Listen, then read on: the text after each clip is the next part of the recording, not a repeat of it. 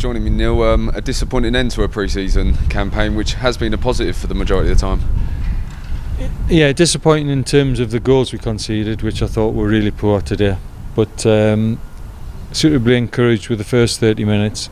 I know football's 90 minutes, but in the first 30 minutes we played well. We took the lead. We should have scored more. I think the keeper made a couple of good saves. But the goals we conceded were unacceptable, especially, well, all the goals, but the two in the second half. You know, you can't afford to be conceding goals which is basically just a long ball over the top. So obviously that has to be better next week. Everything has to improve. We've got a week to go, and as I say, we want to get into the season now. It would be nice to have gone through pre-season and be winning every game, but you need to look at your players, you need to look at the personnel, you need to look at the shape, and then you know, I'm clearing my mind now what I need to do for next week. As you said, it was a positive start. You created plenty and deservedly went ahead, but the two goals you conceded in quick succession there, are they avoidable errors that can be worked on? Yeah, the first one was we played offside where we didn't need to, and he was onside, just onside. He made a good run, but that's the type of runs he makes from out to in. So if we'd have stayed with the runner, that would have been fine. And then the second ball, we just haven't reacted.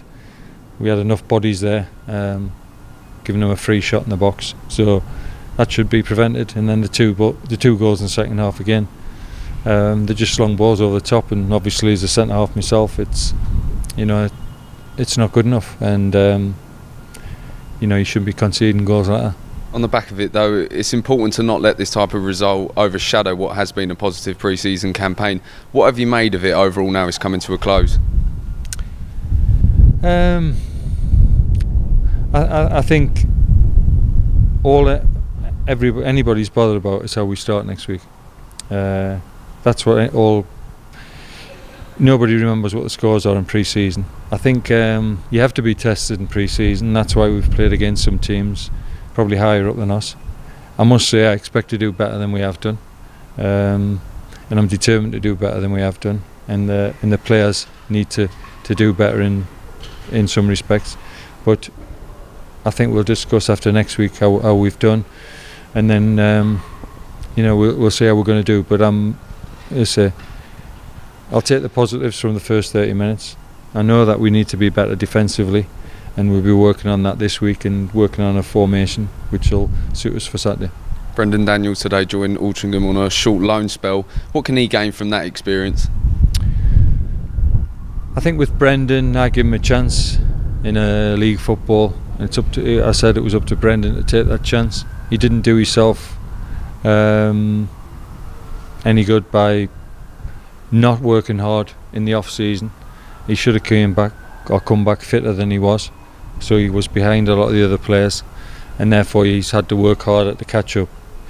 To be fair to him, he has worked hard in the last few weeks, and he's slimmed down, lost a little bit of weight, and he's worked hard, which is credit to him.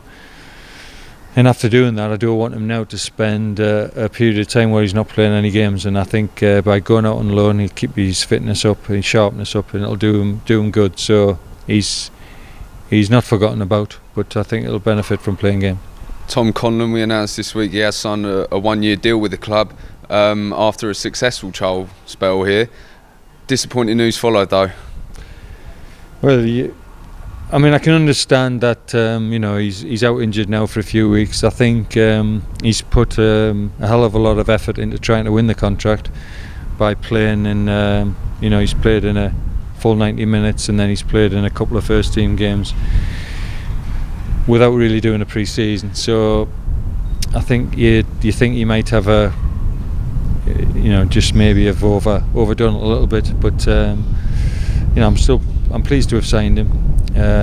Disappointed that he's not been available today, and we will have to wait a few weeks until he can play, but I feel the lad's got good ability, and we just need to be patient and wait till he's fit. And finally, for reasons out of your control, Ricky Miller and Manny Oyeleke have struggled to get minutes under their belt this pre-season, but a major positive from today was seeing them start and get those 45 minutes under, and they both look bright today. No, I think look, I think as a manager you have to you sign players and you hope they're going to do well. Manny is a player that obviously I've wanted to in the midfield, but he suffered with injuries in the pre-season and that has disrupted him, but while he's played he's done well. So it was a precaution really to take him off after 45 minutes today.